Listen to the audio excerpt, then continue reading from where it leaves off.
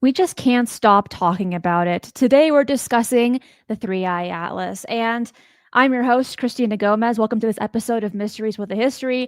Let's get straight into it. I'm going to bring in my co-host, Jimmy Church, of Fade to Black Radio. Jimmy, happy Thursday. I like your green shirt. It looks really nice. It's We're silver. matching. It's silver. We already discussed this. It's It's friggin' silver. green. It's bright silver. It's bright silver. It's silver. My Okay. eyeballs, it's green. Okay, those Okay, green. watching this, is Jimmy's shirt silver or green? They're gonna say silver. They're going to say They're green. gonna say silver. They're gonna say silver. They're gonna say silver. It's green. Okay, Craig, you're canceled. Okay. All right. All right. And Everyone's today I don't have to ask. So what the heck, man? Why are we doing this today? Everybody is talking about it. This morning, of course, I'm referencing Three-Eye Atlas. This morning I spent this morning in the dentist chair. And coming out, so everybody, in the dentist office. So Jimmy, what are you doing now? I said it's all about Three-Eye Atlas, and there was like 3 people in the waiting room, right? And what's that? I said it's a flying saucer. What?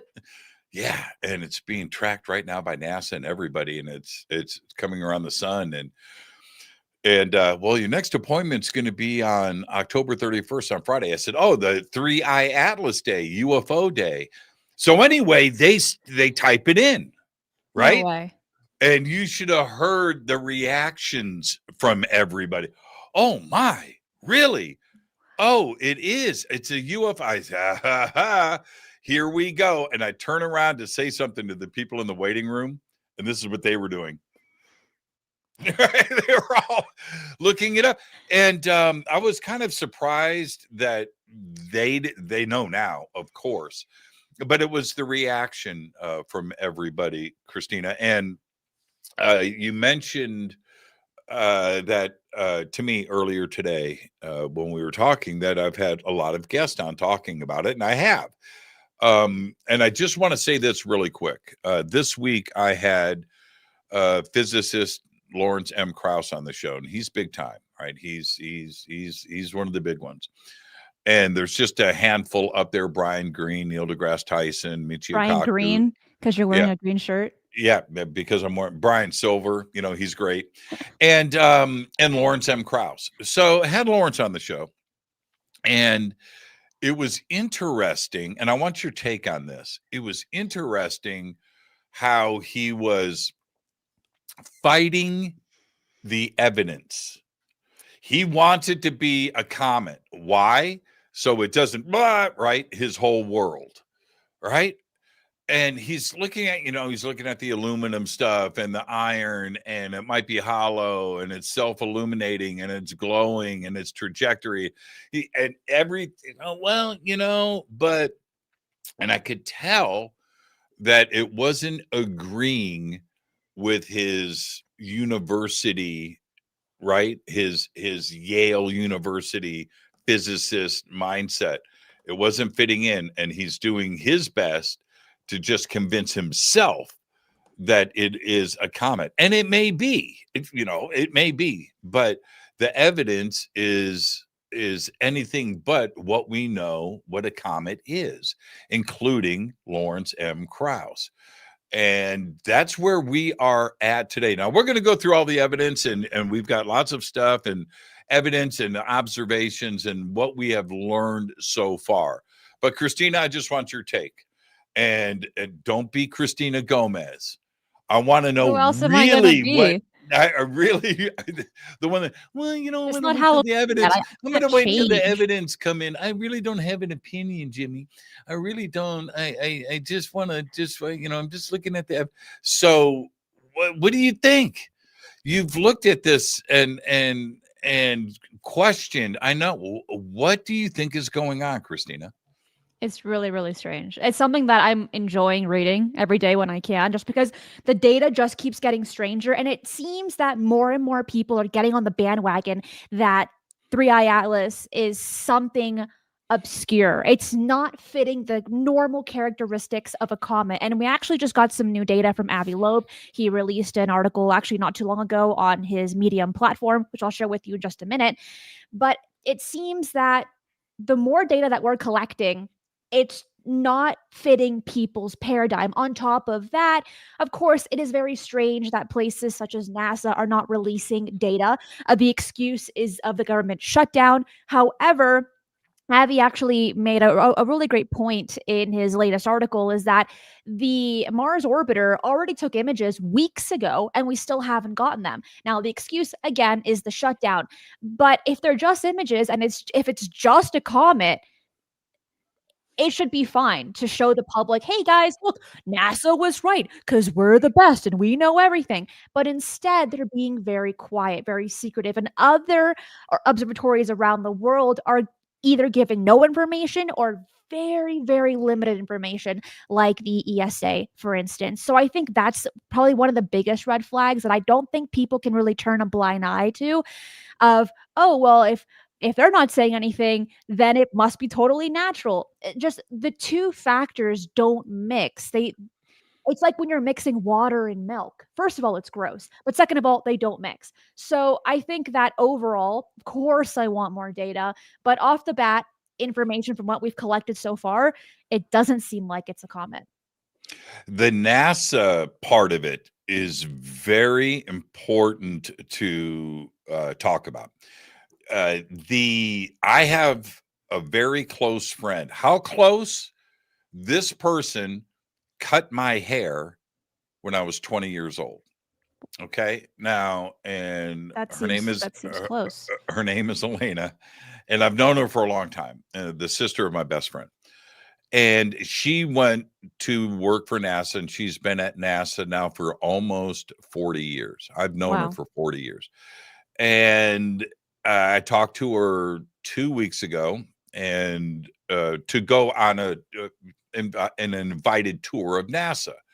And she had told me then, this is 2 weeks ago on the phone, I don't know what's going to be going on, so let's get you out here before. I was like, don't freak out. Well, it happened this week. NASA laid off 550 people from the JPL NASA facilities right here in Southern California. And I That thought you is were going to the mention the tour, and I was like super excited. Then you said the layoff, and I'm like, oh wait, no, I changed my and mind I about my facial expression. it Sorry. was one of those things. I've been out there before, but I haven't, done a, personalized, real tour of the facility. That being said, she got laid off on Tuesday night and 2 years before her retirement. And NASA, that's a real staff cuttage of 550 people. And all their staffing right now, because of the cutbacks and these layoffs, the only things that are being monitored right now are the ISS, because there are human beings, right, on the ISS. And that's just about it. If it doesn't involve human life and a life critical mission or anything, there's very few projects being monitored and staffed right now at NASA. And of course, this involves 3I Atlas and anything else. So the lack of, we have, and then I want to get into the data here, but this is what's important. We have NASA and their ability to not only observe 3I Atlas, but provide us with data, the sensors, telescopes, and so forth. So there is that. But, and so a lack of information from NASA right now, we have a path to an excuse. Okay. But that doesn't give an excuse to the rest of the world. Right. Okay. Right. We have so many countries with telescopes on the ground that are terrestrial. We have observational satellites with telescopes in low Earth orbit. We have the James Webb Space Telescope. That is an international body that runs that. And we have all of the sensor data and the ability to monitor and put the spectroanalysis onto 3I Atlas from many, many countries.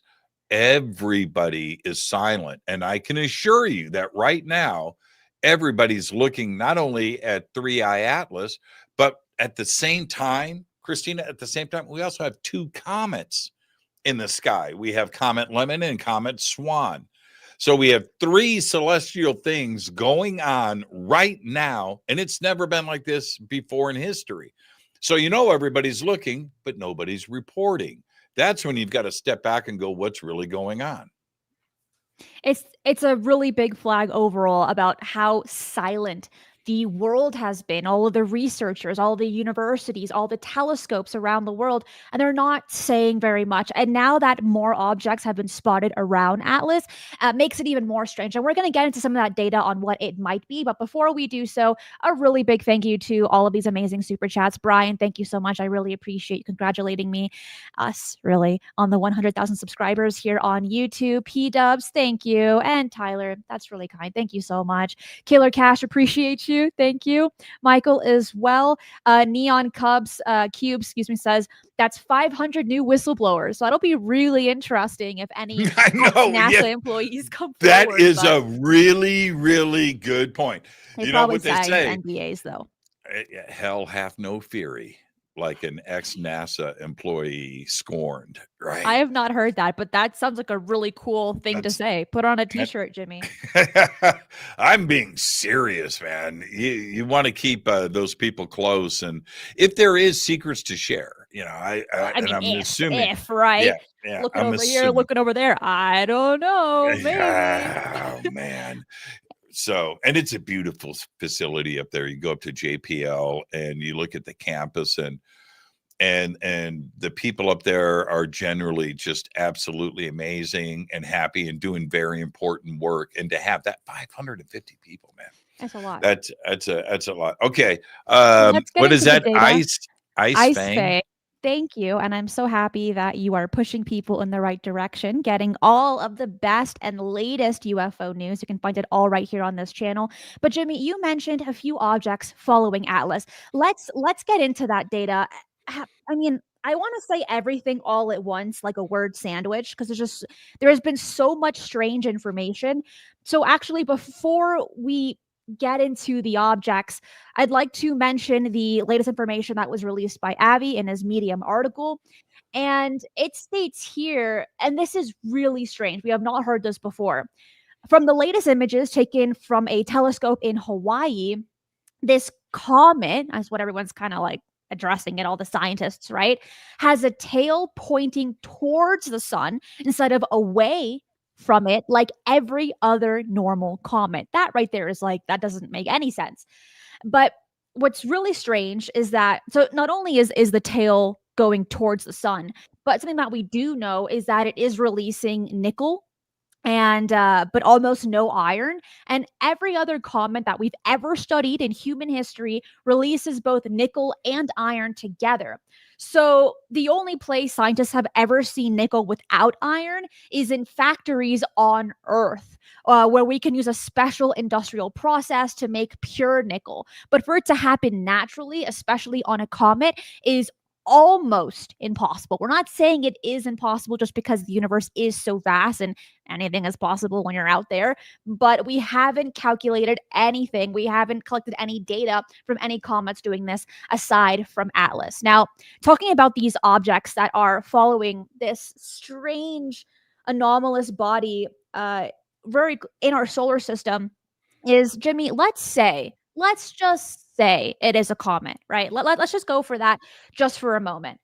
There has been some interesting data collected again by Abby, but other people are beginning to follow suit that maybe, just maybe, Atlas is hollow.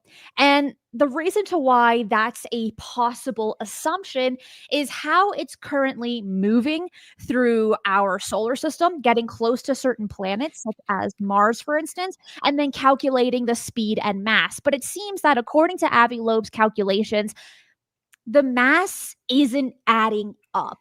Like it it it should be a lot heavier than what it's calculating to be. So there's this idea that either it's hollow or it's made out of a material that we don't know of here on Earth that is incredibly light. So if this comet, I'm putting that in quotation marks, was hollow, then it would make some sense for other objects to be around this anomalous body. However, it would not withstand the speed that it's going at in space, the trajectory as well, and being so close to the sun. It would have broken apart by now from our basic understanding. But it hasn't. Instead, it's fully intact. It's running pretty smoothly. It seems that even the speed is adjusting accordingly. The path is slightly adjusting as well from the limited information that we have collected thus far. So the question would be then why are these several other bodies following this anomalous object? And they must be massive in order for our telescopes to even collect that kind of data, Jimmy. Yes. So when we look at everything that you just piled up, there's other things that we need to look at that don't compare to what we have learned about comets in the past, at least most comets in the past. First off, comets are much slower, 25% the speed. This thing is cruising right now at 130,000 miles per hour. We didn't know about this object before. It popped up behind Jupiter back in July, around July 1st, and it just shows up. And we see it because it was self-illuminated. All right. Now, why is that a big deal? Well, it came in on our planetary ecliptic.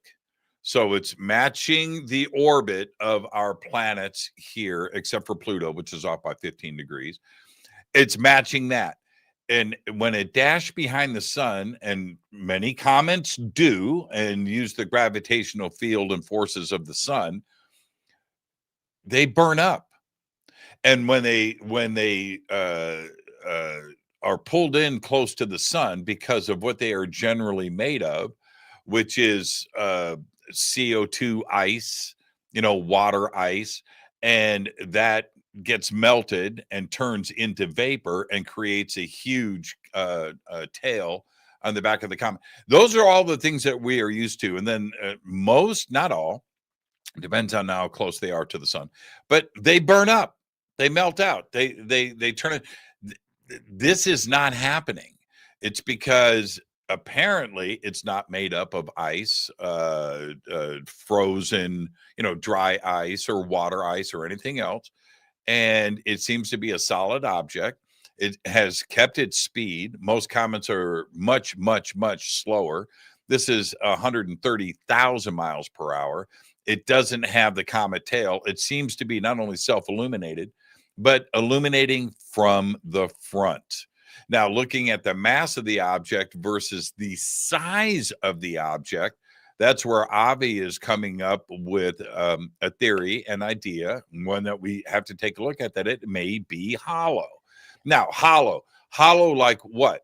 Well, like a spacecraft is hollow.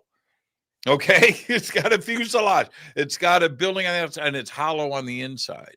The other points, and this is what Lawrence M. Krauss is struggling with everything that I just mentioned, which is the other part.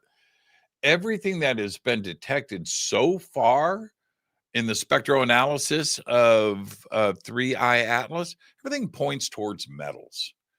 Okay, so we've got aluminum, we've got nickel, we've got iron. These properties are all strange, but then we look at where and how these are normally created. You mentioned industrial. Well, there's another byproduct for these: nuclear power. Dun dun dun. And I've got to say, now, is it nuclear power like fission or fusion reactors here on Earth? Well, possibly it could be a version of nuclear power that we don't understand. But one thing is for sure, is this thing has sustained at least 130,000 miles per hour for a very long time. And that is mind-blowing. Now, one last thing before we move into the rest of this data, because we've got a lot of it, everybody. Go watch the movie Contact. You've already seen it a million times, but go watch it again. After Christina and I today, go watch Contact, but don't watch the whole movie. You can if you want. It's great. Watch the first 5 minutes of the film. The first 5 minutes of the film, as they roll the title and stuff, is a backtrack off of planet Earth.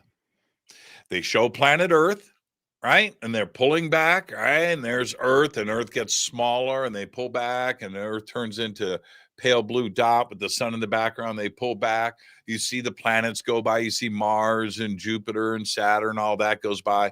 And they do this pullback. Then they pull out of our star system. Earth is now gone. The sun is turned into a little dot. Pulls back out of our Milky Way. You see the Milky Way shrink up, and then it turns into a dot. You see these galaxies zooming by that are like the Milky Way, and those turn into little starlights, pinpricks, and it pulls back and pulls back and pulls back. What that does is it shows you the size of the universe and the insignificance of us. Right? We are off now. If you stop the film, we are off in the distance where you can't even see us. For some reason, Oumuamua and 3i Atlas, out of the vastness of the universe that you have up on the screen, that is the observable universe, has backtracked the other way to us and went past Earth and went around our sun. What are the odds of this happening? Avi has posted, well, it's 1 in 500, it's 1 in 1,000. I look at the universe and I go, no, it's 1 to infinity. That's the odds. I don't think it's 1 in 500. Now, how many times has this happened in the past? Right now, we have the ability to see this stuff. How many times has this happened in the past? We now know of 3 in modern history that we know of. But how many times has this occurred before and we didn't know? How many times has this happened in the past where they actually stopped on this planet and landed and communicated with us and made contact? Again, I think the number is so big. It's just a huge number because we're a beautiful blue planet and we're very interesting. Lawrence M. Krauss said the other day, Christina, he goes, man, if the UFOs, ET, a couple thousand years ago, and they come by here, what do they see? Is it anything interesting? We're not some advanced civilization. If they would have done it, 100 million years ago, would have been dinosaurs here.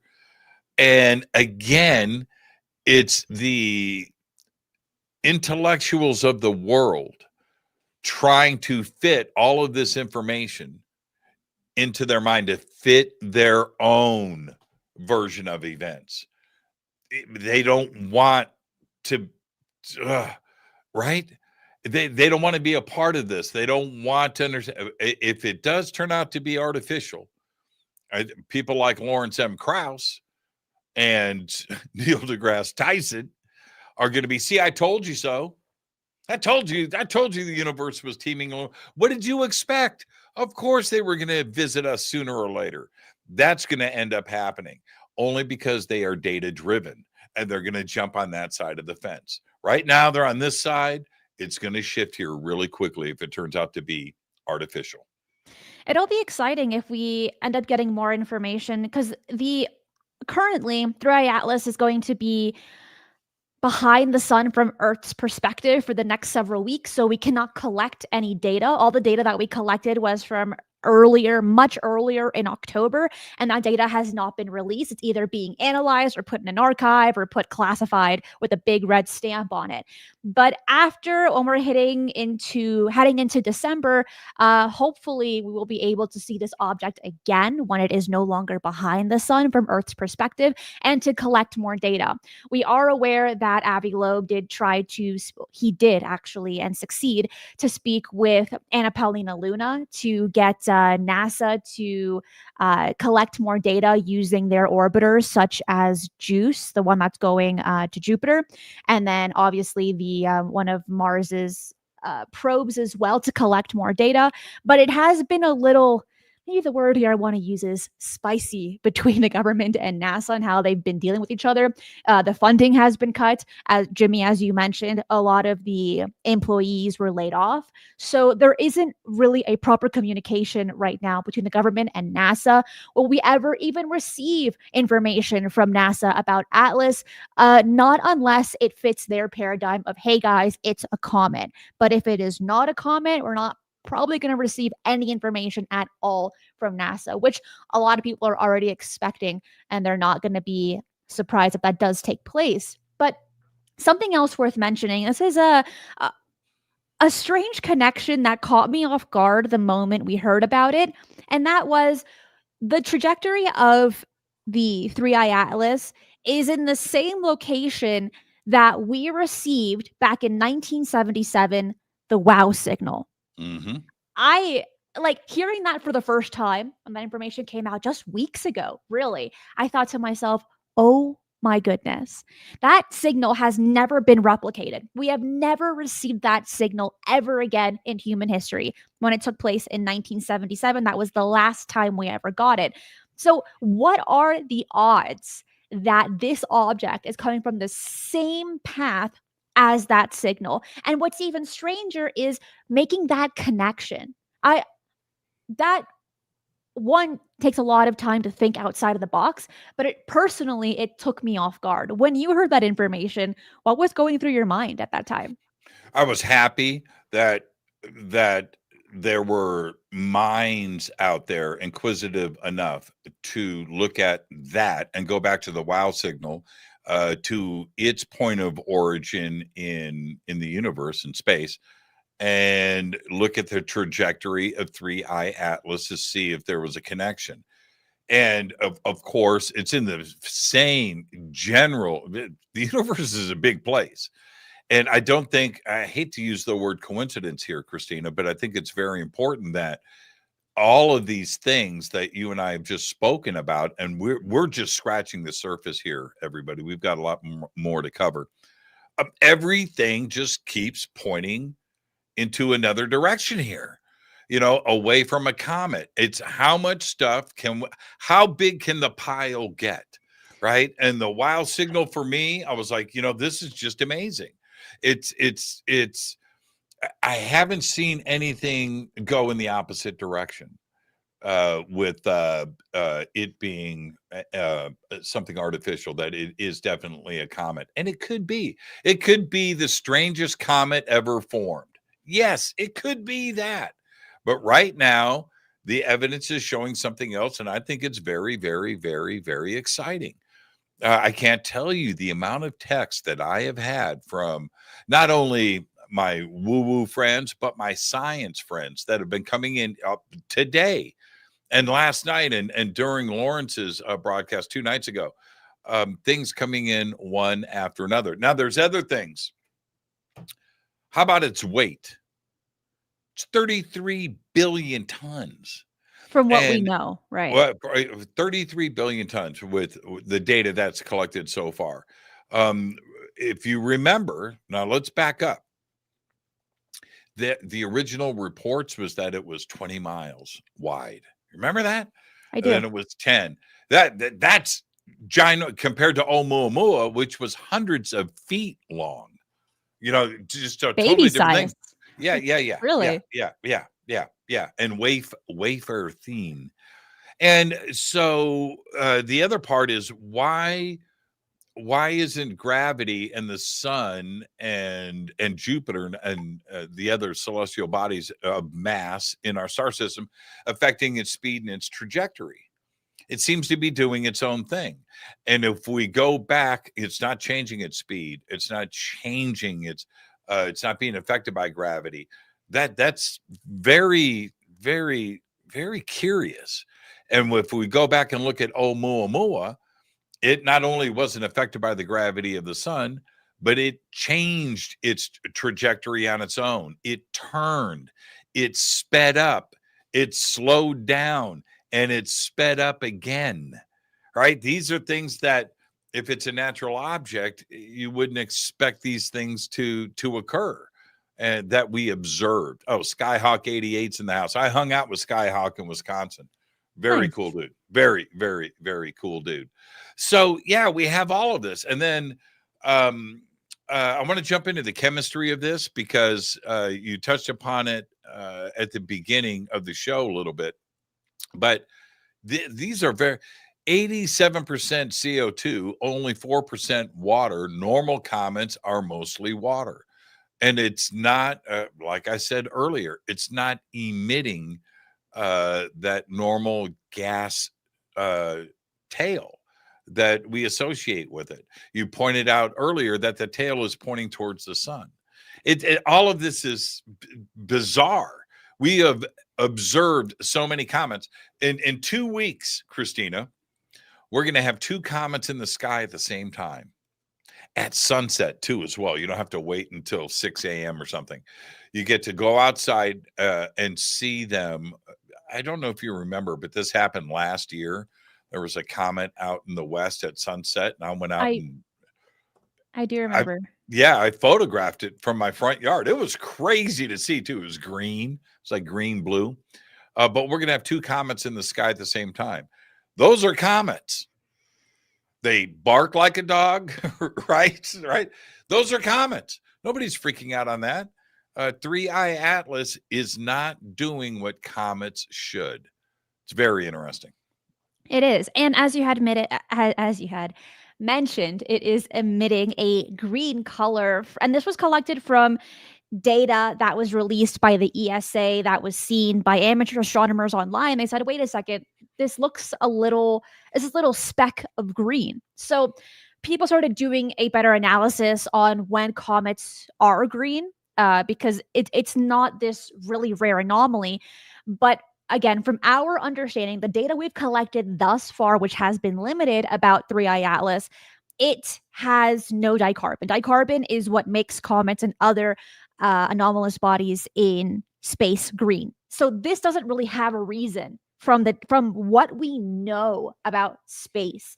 It should not be green. Now, Avi made a really truly a bizarre statement several weeks ago saying, you know what if 3i Atlas is nuclear powered?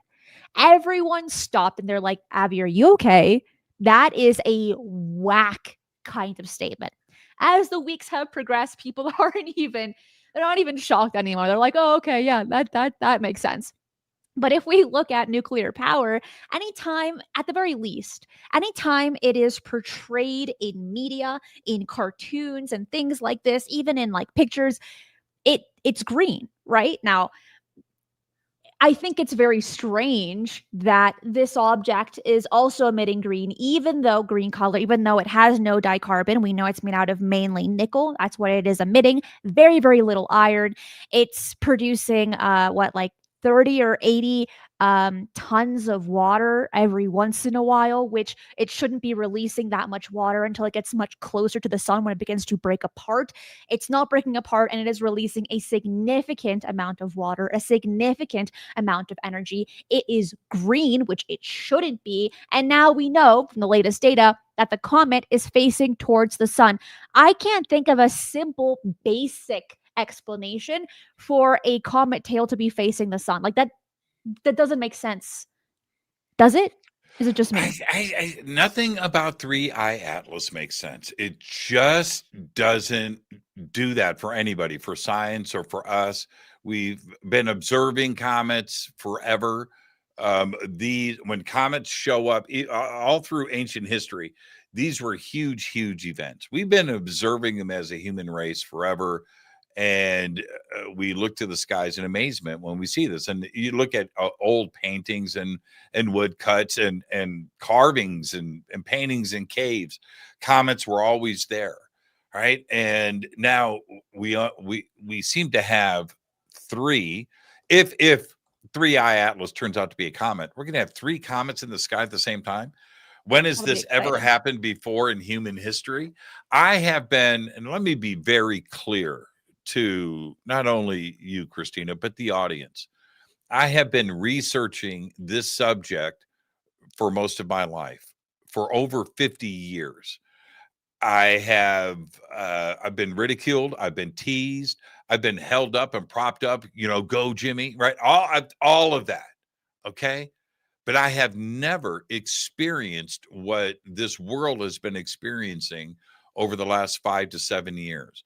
And the way that the heat has turned up in the last 365 days, and then going back to July, August, September, October, for the last 4 months with 3I Atlas and other objects showing up around 3I Atlas. This is one of the most extraordinary times in human history, and we are all witnessing this together all the way through. Of all the days of the year, Halloween, right? This is it's extraordinary, truly the defined version of extraordinary. It's fascinating, it's humongous, and it's going to be one of the biggest moments in all of human history. Now, and that's if it's 3 comets. But what if it's 2 comets and somebody doing a drive-by to say hello? Avi brings up one good point. There doesn't necessarily have to be anything on this, life, pilots. It could be a probe. There could be thousands of identical probes just like this visiting other star systems throughout the galaxy and the universe, that are doing science and research missions. Planet Earth, we are looking at exoplanets all the time, and we're looking into their atmospheres. That's what we do. Well, why wouldn't ET be doing the very same thing? And then they zone in and cue in on a planet like ours that has got all the ingredients for life. Let's say they found Earth 500 million years ago.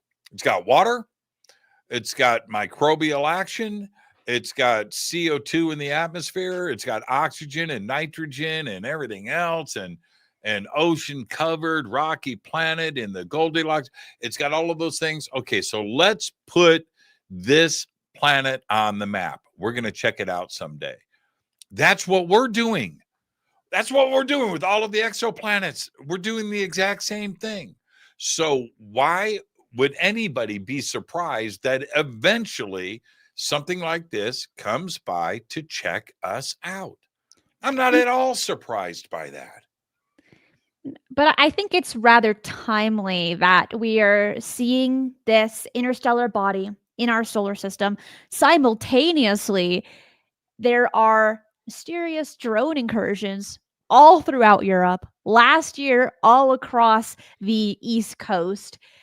I mean, is that a coincidence? Are we trying to tie little strings together, or is there a connection between the two?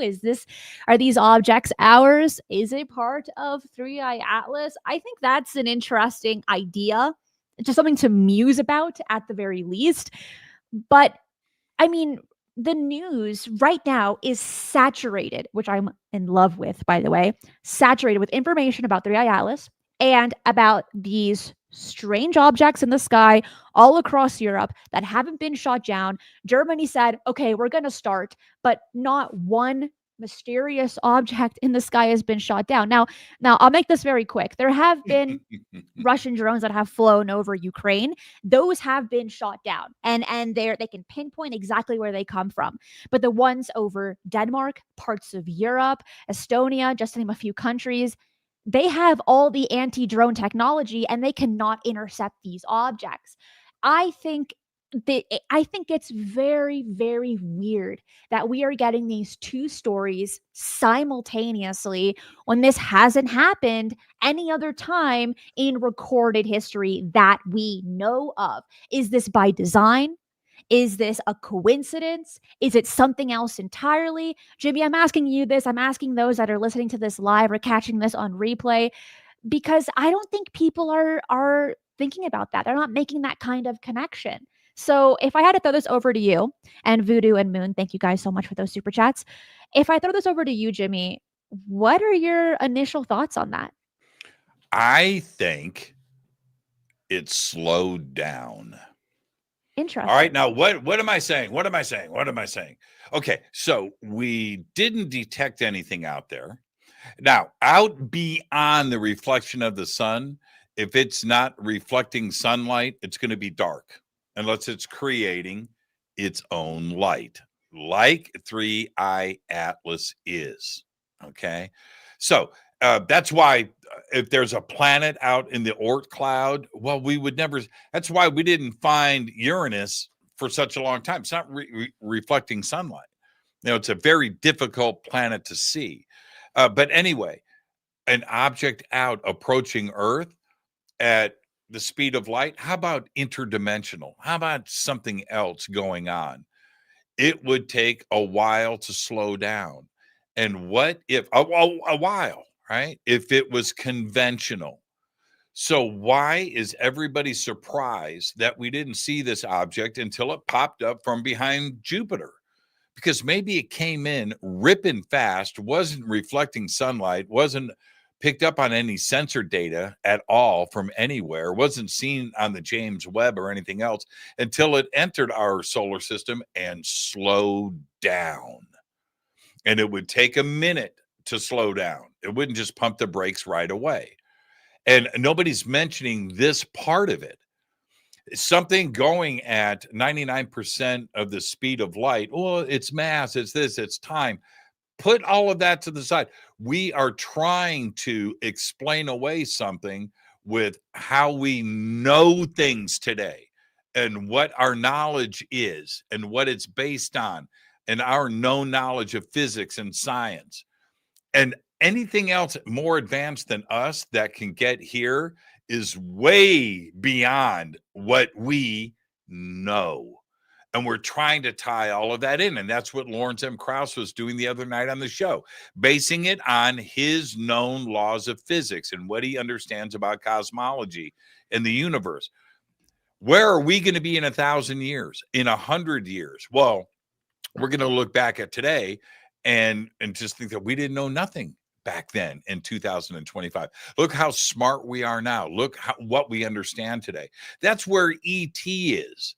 We can't think in those terms about traveling at the speed of light or this, or how would it travel in between the stars? How would, I don't know. It's at a level of understanding it from an advanced species that we just can't even use our imagination and get there. And so if it's traveling at 130,000 miles per hour and it popped up behind Jupiter, maybe it did just pop up behind Jupiter. To say that, no, that's impossible. No, it's not. If it's artificial, we're dealing with a species that is more advanced than us by a long ways, perhaps millions of years. Why is it that we should understand everything about this object? And clearly, everything that it is presenting to us, all of the evidence, what it is exhibiting, we clearly don't understand. And that's what makes it so interesting. I'm glad, Christina, I can't exaggerate enough. I am glad that we have the ability to have telescopes pointed to the stars, to have satellites orbiting with sensors on it, to have an orbiter, the reconnaissance orbiter around Mars that can collect images. We have stuff en route to other planets right now that can collect sensor data. And we have the James Webb Space Telescope. We now have the ability to do this. So it's exciting. We're going to find out. And I think the world is ready. I do. I think the world is ready. I don't think anybody's going to be surprised. I hope so. And the most important thing about all of this is that truly it is very important to speculate, to think of all the possibilities, to consider looking outside of the box. Because if you try to fit everything into your confirmation bias, into your own paradigm, you're not going to get very far. You're going to instead look for answers that you want versus the ones that are real, that are true.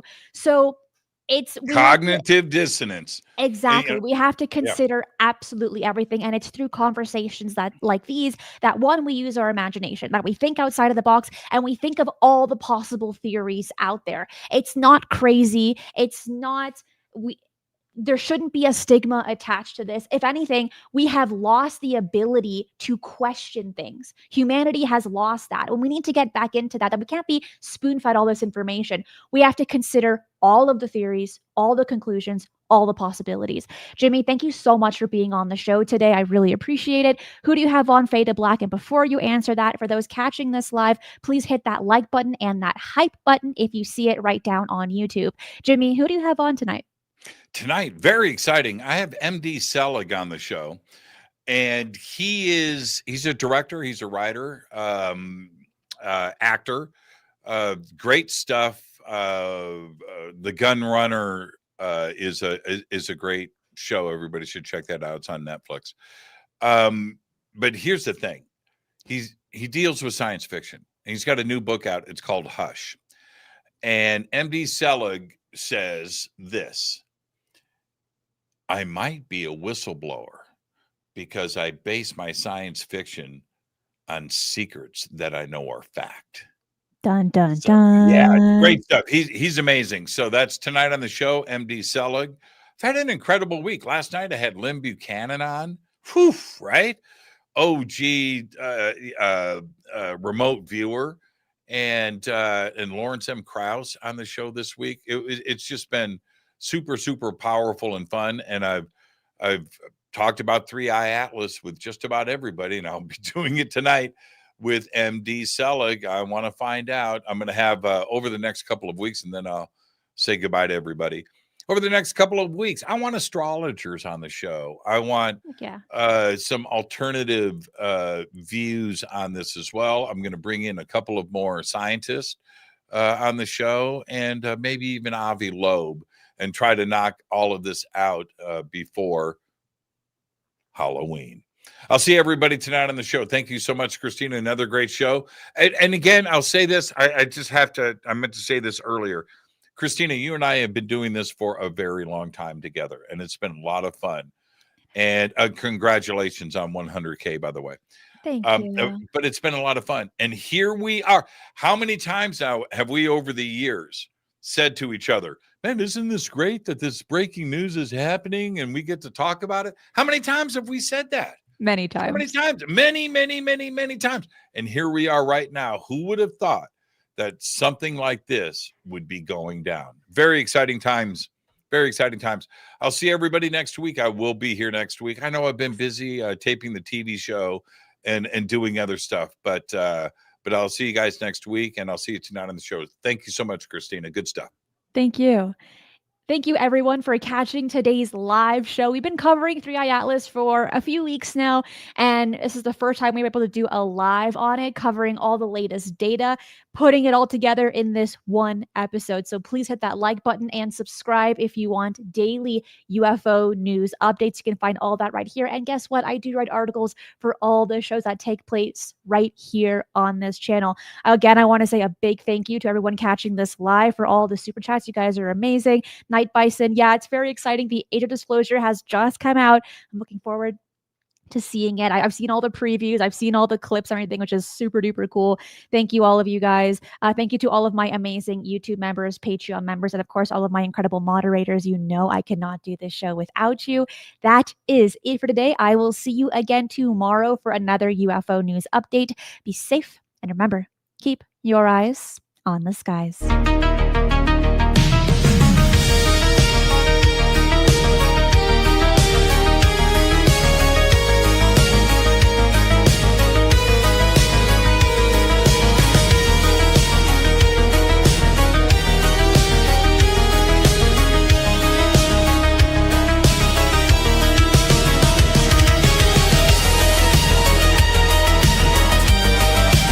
If you enjoyed today's show, hit that like button. And if you're not subscribed, what are you waiting for? Hit the notification bell as I do daily UFO news and updates. Fresh UAP stories, government disclosures, and breaking developments land here every single day.